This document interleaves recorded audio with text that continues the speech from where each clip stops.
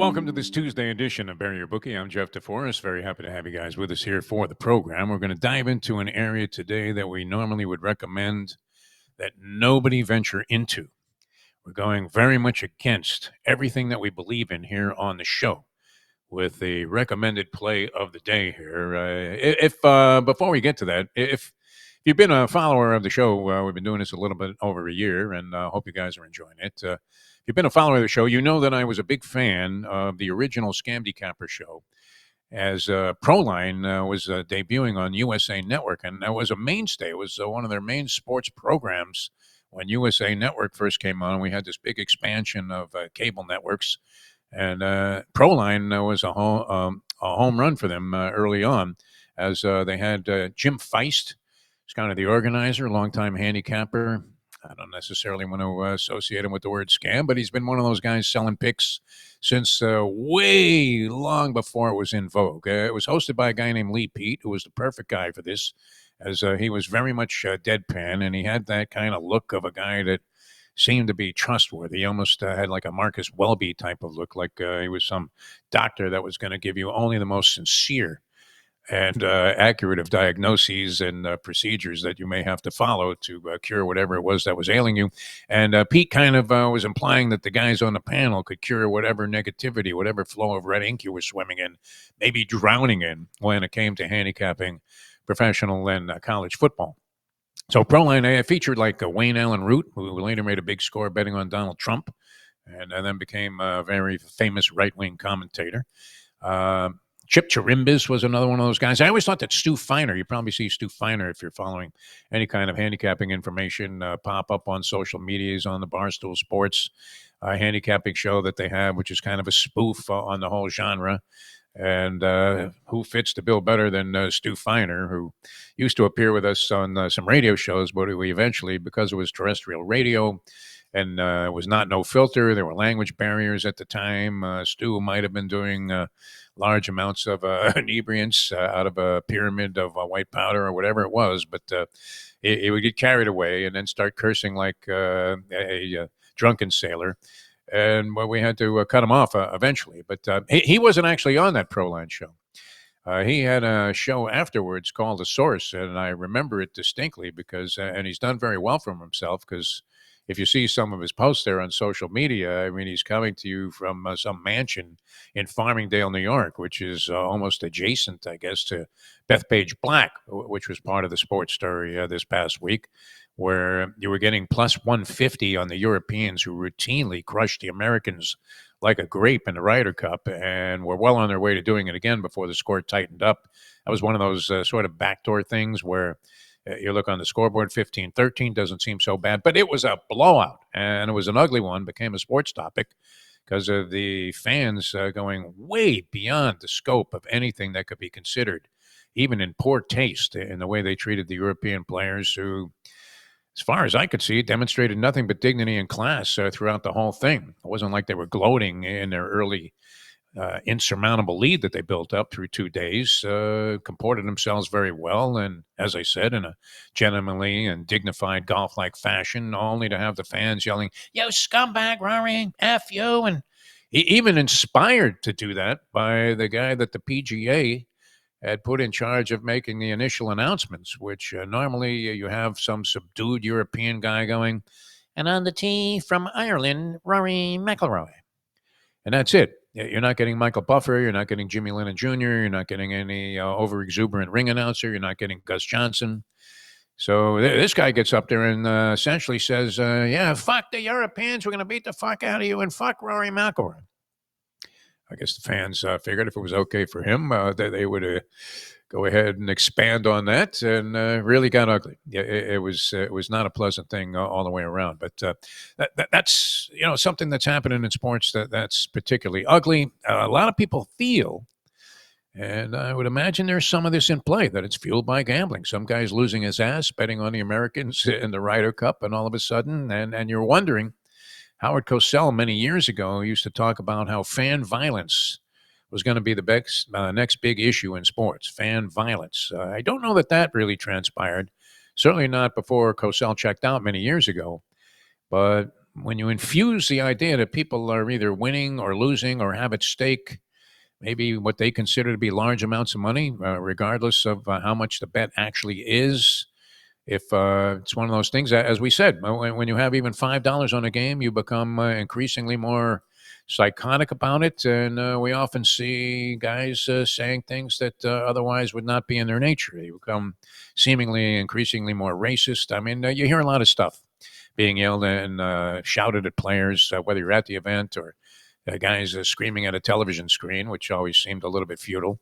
But that was ugly. It was another embarrassment on the American public here, and regardless of whether it was New York or not, it just seemed to be way over the top and an issue to be addressed. But getting back to the whole pro line thing, it was always comical to me because you were wondering what happens. And these guys were very self assured on certain occasions, and they would give out, "Today I have the game of my life." And my friend often asked me, "What do you do when, where do you go when you lose the game of your life? If you're giving out a game and it's the game of your lifetime, where do you go from there when it goes down?" So I was in that situation yesterday because the game of my life last night, I felt assured that the Miami Dolphins would win and cover the 2.5 points over the New York Jets. Many of the handicappers that I was seeing on various handicapping grids and sources really like the Jets in this ball game. Now, you could make a case that the Jets did themselves in, but that's what the Jets do. That's normally what the Miami Dolphins do. Both teams were 0-3. Somebody's O had to go. Unfortunately, it was ugliness because that O that had to go is in the win column. And I just felt at home on a Monday night after making at least a representative showing against the Buffalo Bills in a previous ball game. The Miami Dolphins were not going to let this go to 0-4, that they had certain advantages over the New York Jets. Fields was coming back from a concussion. He had a decent ball game statistically, had that one big run. But I don't know that Justin Fields is not the poor man's Tua Tagovailoa.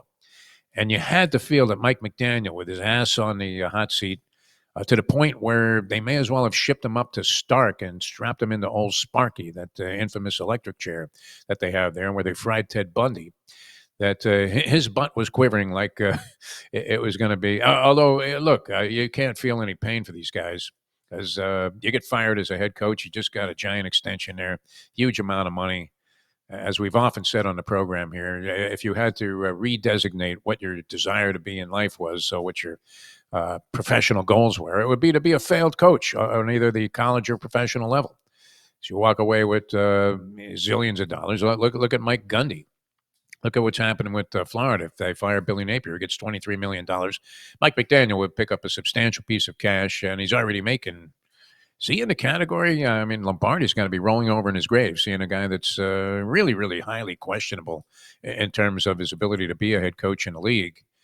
Maybe a genius, some kind of offensive guru, offensive coordinator sitting up there in the booth calling plays. He might be able to come up with something, but responsible for everything, including game management, clock management, play selection late, whether to go for it on fourth down or not. Mike McDaniel has left a lot to be desired. Maybe exacerbated by the fact that Chris Greer, the general manager of the Dolphins, has never really given him an offensive line to work with that you thought could protect Tua, who is a franchise quarterback, but he's a franchise quarterback for a mediocre franchise. That's the way we stand right now. Been following the Miami Dolphins very closely for over 40 years, but I felt assured last night. It was the game of my life. And they stayed ahead from a scoreboard standpoint. It didn't seem like that 2.5 that they were laying was ever in jeopardy. And yet, as always seems to be the case in National Football League games, you're doing the math and all these different permutations, and you're thinking, I can't lose to the spread here unless a series of miracles happens that go against me. And it nearly did. You would have needed the last miracle to be the recovery of an onside kick. It was actually touched by a Dolphin player. I believe Fitzpatrick touched the ball before it went 10 yards, making it a live ball. And very luckily for the Miami Dolphins, they managed to fall on that. The only thing that could have beaten you at the end would have been a 98-yard touchdown play by the New York Jets with 13 seconds to go in the game. And they did move it to about midfield. So you did have your heart in your throat there for a second thinking, no, not me. But where do you go if you lose the game of your life? That was the equivalent of the game of my life. I had given it out on several shows as one of my best bets of the week. Miami Dolphins to cover 2.5. And while it looked like it was walking on easy street for most of the ball game, always comes down to that very dicey moment at the end there. But the Jets weren't able to. They just didn't have enough time to come all the way back in that contest. They did themselves in with turnovers. It's an interesting game to watch. I don't know that it established that the Dolphins are back on track. They do have a couple of patsy games coming up in the next three. They take on Carolina next week on the road. Carolina in all kinds of jeopardy. They did post that one win, 30-0, but don't look like a very good team. And you have to figure that Canales, Dave Canales, the coach, who seemed like a very respectable guy. I saw an interview with him before he assumed command of the team. He was named head coach, and he hadn't coached a game yet. And I'm watching this guy thinking, wow, he seems to have all the right things to say to put the team in a position where maybe they can turn it around. Bryce Young, a project, obviously, would have to be considered is he a total bust as a number one pick? We don't know. Maybe he needs to go to another situation or another team. But Canales has not been able to solve that problem. 1-3 this year, 6-15 in his tenure so far in a couple of seasons with the Carolina Panthers. Not exactly the kind of stellar resume that leads to longevity in the head coaching position. And the other guy that would be in all kinds of trouble is Brian Callahan. Tennessee Titans got the number one pick in Cam Ward. Cam Ward's already speaking out saying this is ridiculous. Can't take all of this losing. 0-4 in the season, 3-18. So they've kind of eclipsed Mike McDaniel on that hot seat list where McDaniel was squarely number one. I don't know if this gets him off the hook this game, but thank goodness he was able to come up with enough to get the Dolphins across the wire. And we were able to cover the game of our life yesterday. So we're feeling pretty good about that. Although the game had its price. Tyreek Hill looks like he's going to be out for the season. I haven't seen any further reports yet earlier this morning. But the word was a dislocated kneecap in addition to ligament damage, possible ACL, MCL, meniscus, whatever it is. He tore a lot of shit in his knee on that one play. Hideous-looking thing, almost Theismann-esque. And you're asking yourself, wow, I mean, is this guy going to come back? People are questioning whether he's ever going to be the same. Is this the end of his career? I don't know that I want to delve into that. But certainly this whole business about next man up, always coaches always say that, next man up. And I guess they do it to inspire the notion that, okay, we probably have some guy on the roster, maybe on the practice squad, maybe one of these guys that isn't even eligible, that comes out of nowhere. It's happened a few times at the quarterback position. We saw it with Kurt Warner when he was the next man up. Certainly Tom Brady would be a great example of next man up, although there might have been some leanings to go ahead and pop him into the lineup anyway on the part of Bill Belichick. But he doesn't come into his position of prominence unless Drew Bledsoe goes down. Bledsoe was the starting quarterback at that time. We would have had to wait on Tom Brady. So once in a while, that whole next man up thing actually turns out to be worthwhile, but for the most part, the Dolphins don't have a guy who can replace Tyreek Hill. He is the fulcrum. He is the main impetus in their offense, even more so than Tua. If they don't get him involved in the offense, the Dolphins' offense sputters. They look pretty good on the fronts that they would like to yesterday. Waller comes in, gets a couple of touchdown catches, one of a spectacular nature. He'd been out of football and then out for the first 3 weeks of the season. And he made a major contribution yesterday. And Jalen Waddle had an off year last year, but has been showing signs of life. But you don't have a guy to replace Tyreek Hill. So how that bodes for betting the Dolphins the rest of the season, what kind of point spreads they're going to be accommodated with, we shall see. But that was a very costly victory to lose the main guy on the offensive side of the ball. When your defense looks to be suspect. Turnovers did in the New York Jets last night. Penalties were an atrocity for them, and they still only lose by 6 points. So there was the game of my life. I don't have to. I was under a loser leaves town kind of a credo if the Miami Dolphins went down last night. So that was interesting. The other game was a blowout. Denver down 3-0 to Cincinnati, rattles off the next 4 touchdowns, 28 unanswered. They beat the Cincinnati Bengals. That gets under the heading the whole next man up thing. Joe Burrow goes down. You have Browning come in, and in his initial offering there, you're thinking, whoa, look at this guy. He can play.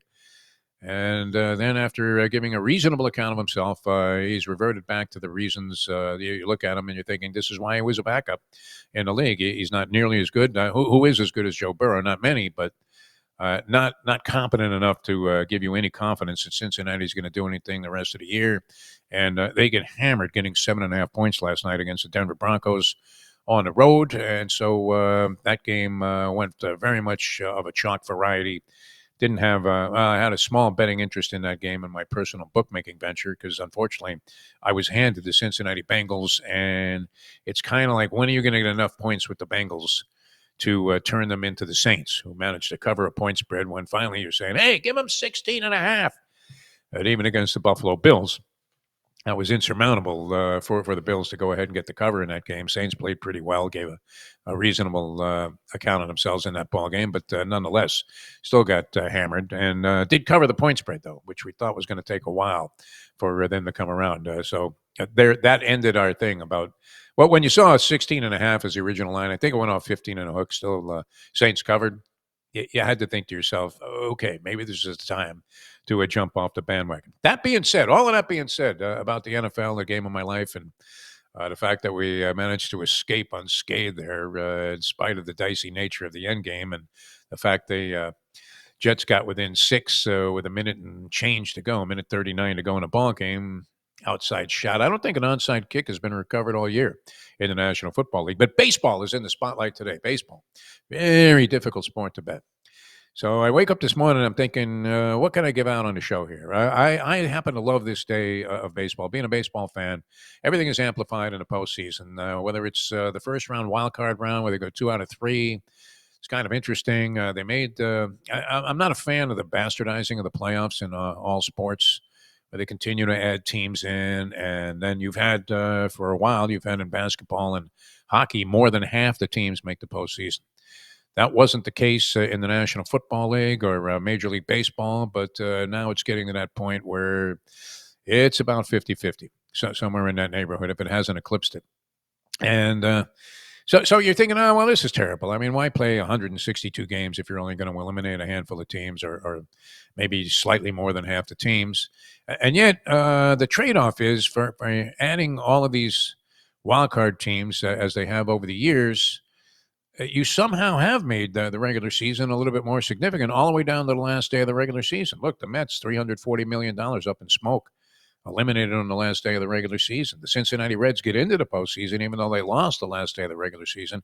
And definitely in accordance with the awarding of buys and now home field for all 3 games, all 3 possible games of the first round of the playoffs, definitely makes winning the division or being the higher seed of huge magnitude. And so you do have teams that are in situations where those things are being decided on the last day. It kind of made it very interesting there on Sunday as you were watching the scoreboard around Major League Baseball and maybe even betting the games, trying to figure out, well, who's desperate, who needs it, who doesn't. And so it's interesting from a gambling perspective to see those things happen.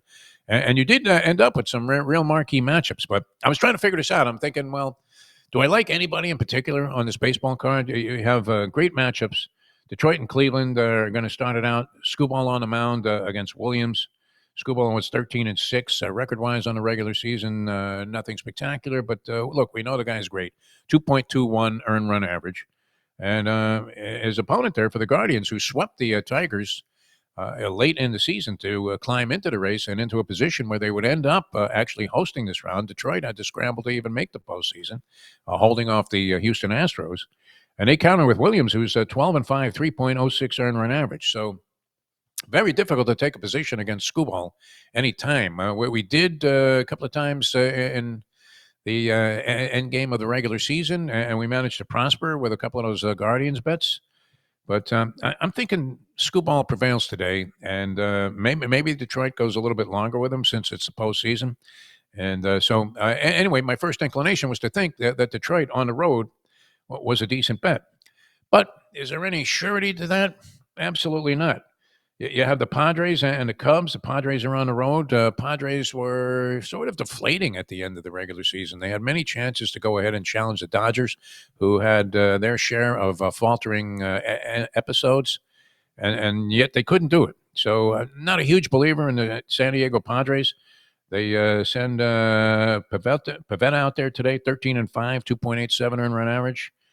Cubs counter with Boyd, 14-8, 3.21 earned run average. So a slight edge maybe on that evaluation to the Padres. Can they go into Wrigley and win a game and actually measure up and do the things that you expected them to do with the lineup that they have with Tatis and Machado and my man Louis Arise?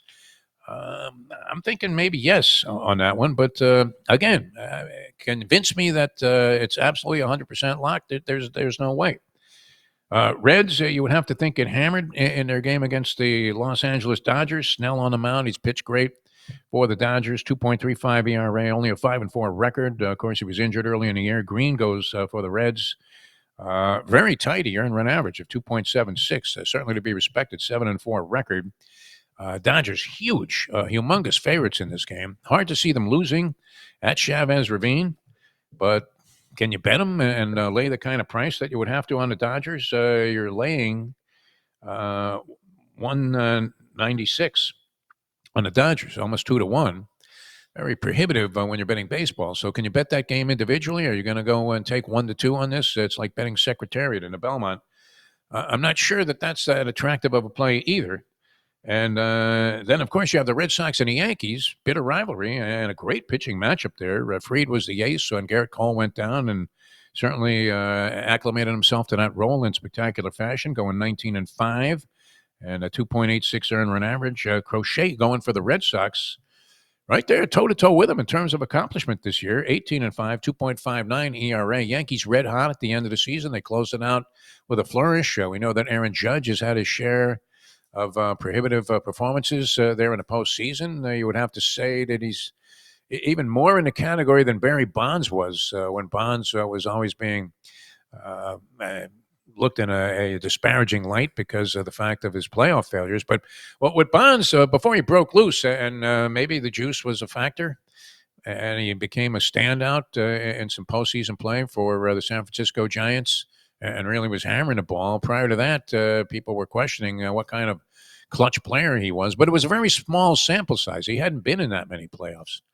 So that's not the case with Judge, but nonetheless, he's going to have to come around and show. I don't know that he can do what Stanton did last year in the playoffs, but Aaron Judge would have to perform for the Yankees in any quest to go deep into the playoffs. He's going to have to be a different ball player than he was in the last several postseasons.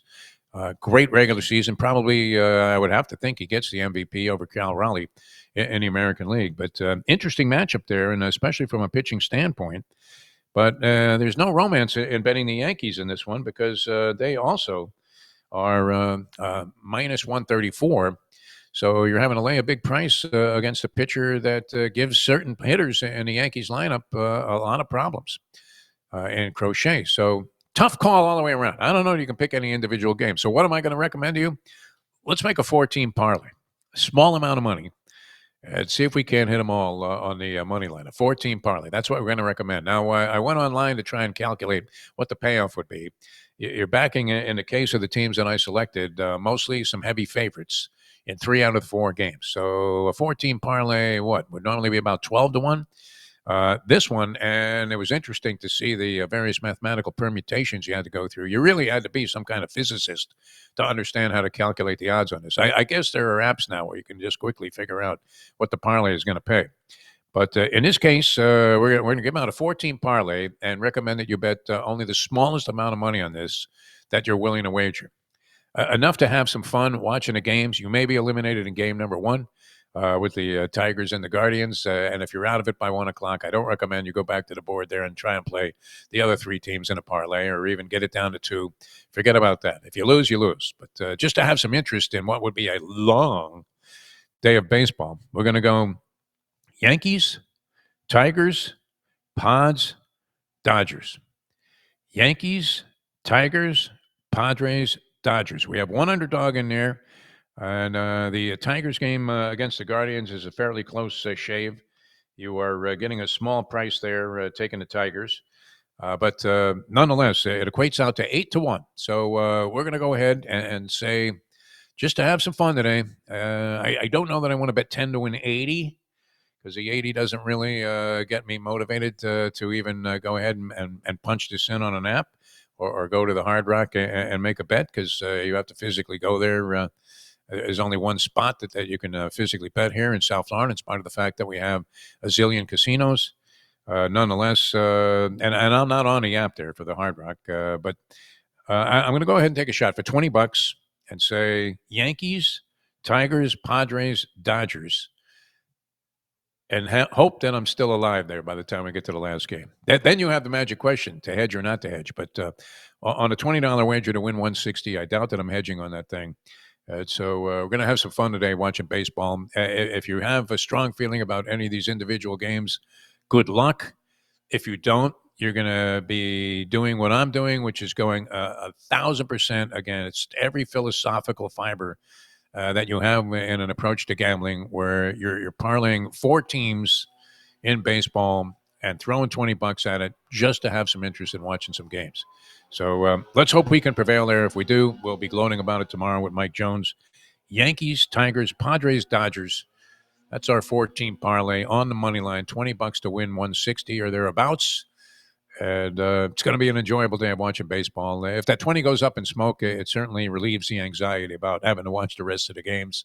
If indeed the Guardians at home prevail over the Detroit Tigers in skoo-ball. But I'm willing to take my chances there with Tyreek and see if he doesn't have a phenomenal game and hold the Guardians in check. So enjoy the day of baseball. It's going to be great. Tomorrow we'll have Mike Jones with us. We'll get into some college football plays for the upcoming weekend and, of course, some strategies on the National Football League as well. And we'll touch on these baseball games. And hopefully we'll have $160. We'll have a nice wad of 820s in our hand that we received for hitting this $20 parlay on 4 teams: Yankees, Tigers, Padres, Dodgers. Good luck, everybody. If you see me tomorrow in a jacket that ties in the back, you know that it's never good to go against your own advice. All right, that's today's episode of Bury Your Bookie. I'm Jeff DeForest. We'll see you tomorrow with Mike Jones. We won't be on Thursday, but we will have the professor coming back with his college football plays on Friday.